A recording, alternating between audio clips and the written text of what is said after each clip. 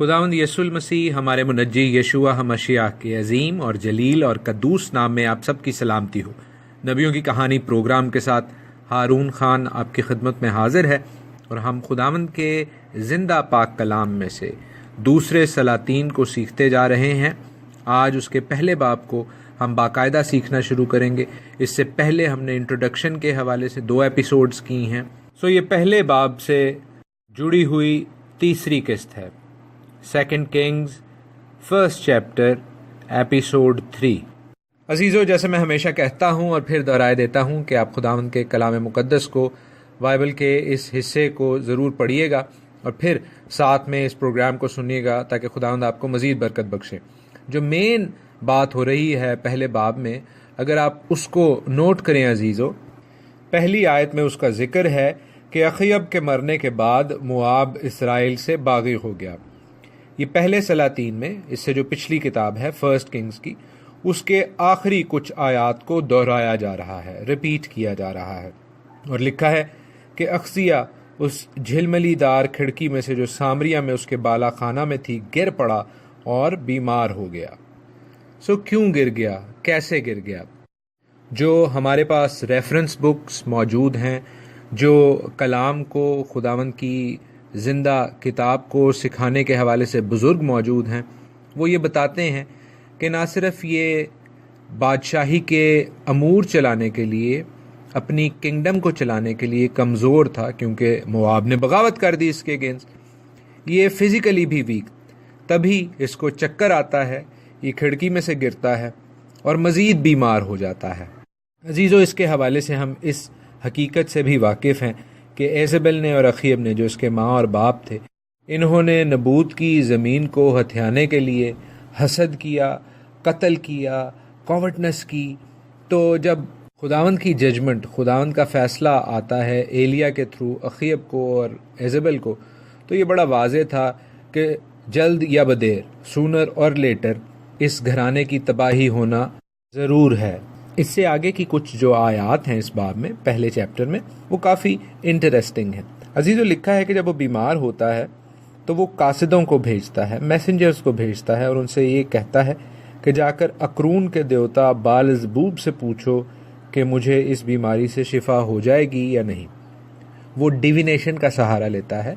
वो इल्म गैब का सहारा लेने की कोशिश करता है और खुदावंद ताला यानी यहोवा जो इसराइल का खुदा था, उसकी बजाय दूसरे खुदाओं से ताल्लुक़, रिश्ता जोड़ता है। पेशतर इसके कि आप में से कोई इसके लिए कोई हमदर्दी के ख्यालात सोचे कि जी बेचारा ये तो खिड़की में से गिर गया था, या उसकी अपनी तो कोई गलती नहीं थी, उसके माँ बाप बुरे थे। अजीज़ों, ये ख़ुद भी एक करप्ट शख्स था और ये बाल-ज़बूब के पास जो भेज रहा है, बाल-ज़बूब वो देवता था, वो खुदा था जो कि फ्लाई गॉड था, यानी कि मक्खियों का खुदा। और बड़ा वाज़े लिखा है कि किन शहरों में इसको पूजा जाता था। ये उन 5 शहरों में इसको पूजा जाता था जो कि नॉर्थ मोस्ट, शुमाली सल्तनतें थीं, शुमाली शहर थे फ़िलिस्तीन के। इकरून ख़ास तौर पर उनमें सर फहरिस्त था। अच्छा, यहाँ पर मैं आपको एक चीज़ बताता जाऊँ कि जो बाल को पूजना है या बाल के साथ अपना ताल्लुक़ जोड़ना है, वो खुदावंद यहोवा खुदा के साथ अपने ताल्लुक़ को तोड़ने के मुतरादिफ है, उसके बराबर है। और ये अख्ज़िया ने अपनी ज़ाती हैसियत में नहीं बल्कि बादशाह की हैसियत में किया था, जिसका मतलब ये है कि बहैसियत कौम भी इसराइल ने अपने खुदा को तर्क करके बाल-ज़बूब को या दूसरे खुदाओं के साथ अपना ताल्लुक़ जो है वो जोड़ लिया था। जैसे नेशनल रिलीजन आप कहें किसी मुल्क का, वो अगर क्रिश्चियनिटी है या जूडाइज़म है या इस्लाम है,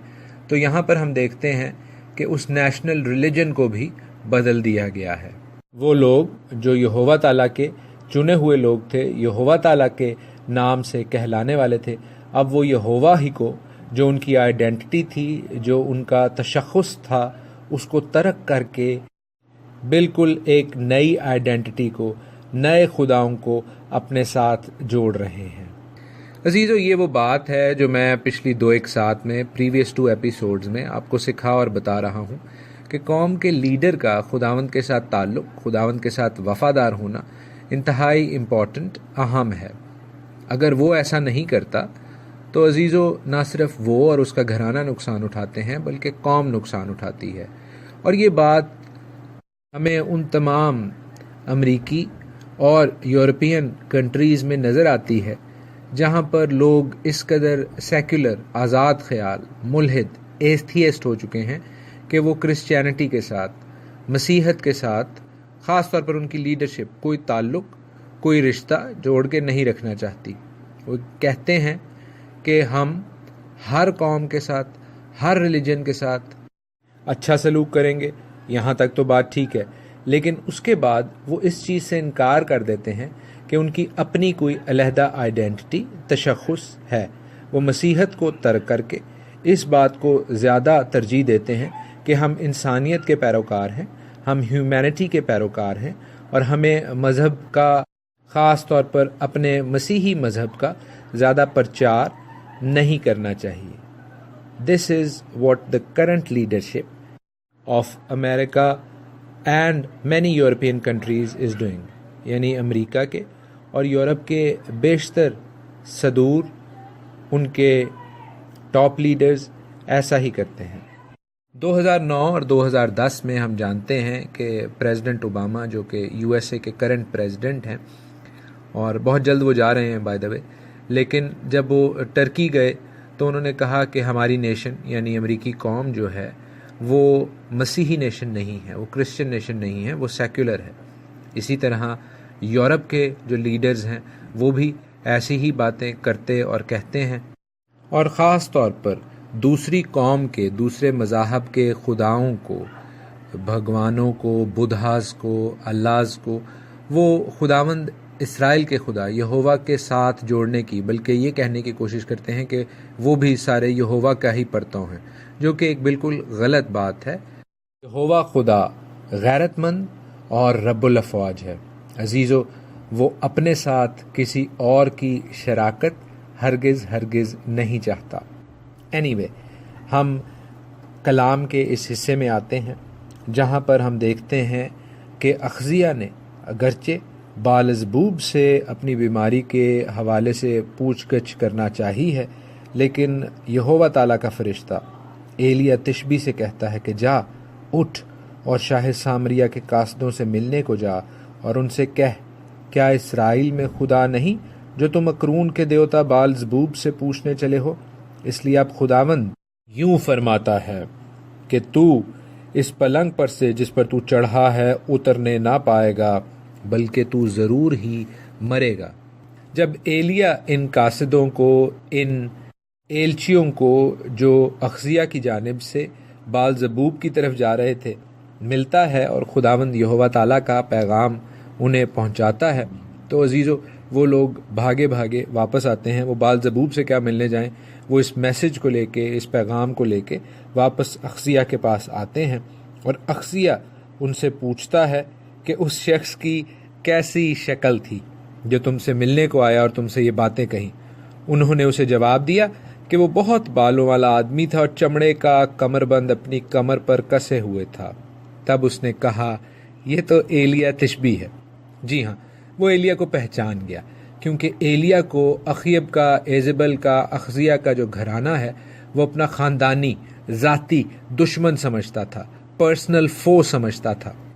بہرحال ہم یہاں پر ایک خوبصورت بات دیکھتے ہیں عزیزو کہ ایلیا کی جو اپیرنس ہے وہ اسے باقی لوگوں سے ممتاز کرتی ہے، اور ایسی ہی اپیرنس میں، ایسی ہی آؤٹ لک میں ہم دیکھتے ہیں کہ ایک اور شخص کچھ 100 سالوں کے بعد ہمیں نئے عہد نامے میں نظر آتا ہے، جس کا نام ہے جان دی بیپٹسٹ، یوحنا بپتسمہ دینے والا، جو کہ خود بھی ایلیا کی روح سے، اسی سیم اسپرٹ سے معمور تھا، اور نہ صرف چمڑے کا پٹکا اپنے کمر پر رکھتا تھا، بلکہ وہ خداوند تعالیٰ کے لوگوں کو توبہ کی منادی بھی کرتا تھا۔ ہم اس باب کی طرف واپس آتے ہیں عزیزو، اور ہم دیکھتے ہیں کہ ایلیا کو سزا دینے کے لیے، ان سخت باتوں کے لیے جو ایلیا نے اخزیہ کے قاصدوں سے کی، اخزیہ 50 سپاہیوں کو بھیجتا ہے، اور جب یہ 50 سپاہی جاتے ہیں اور ان کا سردار جا کر ایلیا سے مخاطب ہوتا ہے تو اسے کہتا ہے کہ نیچے آ تاکہ ہم تجھے پکڑ کر بادشاہ کے پاس لے جائیں۔ ایلیا ان 50 کے سردار کو جواب دیتا ہے کہ اگر میں مرد خدا ہوں تو آگ آسمان پر سے نازل ہو اور تجھے تیرے 50 سمیت بھسم کر دے۔ پس آگ آسمان سے نازل ہوئی اور اسے اس کے 50 سمیت بھسم کر دیا۔ پھر ہم دیکھتے ہیں کہ اخزیہ دوبارہ 50 سپاہیوں کے دوسرے سردار کو 50 سپاہیوں سمیت اس کے پاس بھیجتا ہے۔ عزیزو، اخزیہ یہاں پر ہمیں فرعون کی مانند نظر آ رہا ہے، جو اسٹبن تھا، جو ڈھیٹ تھا، جس نے فوراً ہار نہیں مانی، بلکہ وہ پھر باغیانہ رویے پر تل جاتا تھا اور اس نے پہلے واقعے سے کچھ نہ سیکھا۔ عزیزو، ہم دیکھتے ہیں کہ دوسرے سیٹ آف 50 سولجرز کا، 50 سپاہیوں کا بھی وہی حال ہوتا ہے جو پہلے 50 سپاہیوں کا ہوا، اور وہ سب جل کر بھسم ہو جاتے ہیں۔ They turn to ashes۔ عزیزو، ہم اخزیہ کی ڈھٹائی کو، اس کی سٹیبنس کو پھر دیکھتے ہیں کہ وہ ایک اور سیٹ آف 50 سولجرز کو، 50 کے دستے کو پھر بھیج دیتا ہے کہ وہ جا کر ایلیا کو پکڑ کے لائیں، مگر اس دفعہ ان 50 کا جو سردار ہے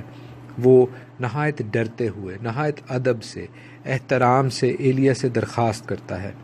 کہ مجھے میرے مالک کی طرف سے یہ حکم ملا ہے کہ میں تجھے لے جاؤں، لیکن میں اپنے آپ کو اور ان 50 لوگوں کو جلوانا نہیں چاہتا۔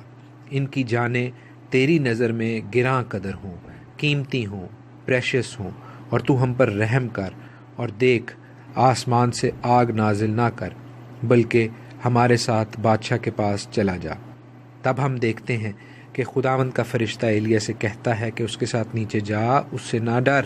اور اخزیہ بادشاہ سے کہنا، خداوند یہوہ یوں فرماتا ہے کہ تو نے جو اکرون کے دیوتا بال زبوب سے پوچھنے کو لوگ بھیجے، تو کیا اس لیے کہ اسرائیل میں کوئی خدا نہیں جس کی مرضی کو تو دریافت کر سکے؟ اس لیے تو اس پلنگ سے جس پر تو چڑھا ہے اترنے نہ پائے گا، بلکہ ضرور ہی مرے گا۔ سو وہ خداوند کے کلام کے مطابق جو ایلیا نے کہا تھا مر گیا، اور چونکہ اس کا کوئی بیٹا نہ تھا، اس لیے شاہ یہودا یہورام بن یہوشفت کے دوسرے سال سے یہورام اس کی جگہ سلطنت کرنے لگا۔ عزیزو،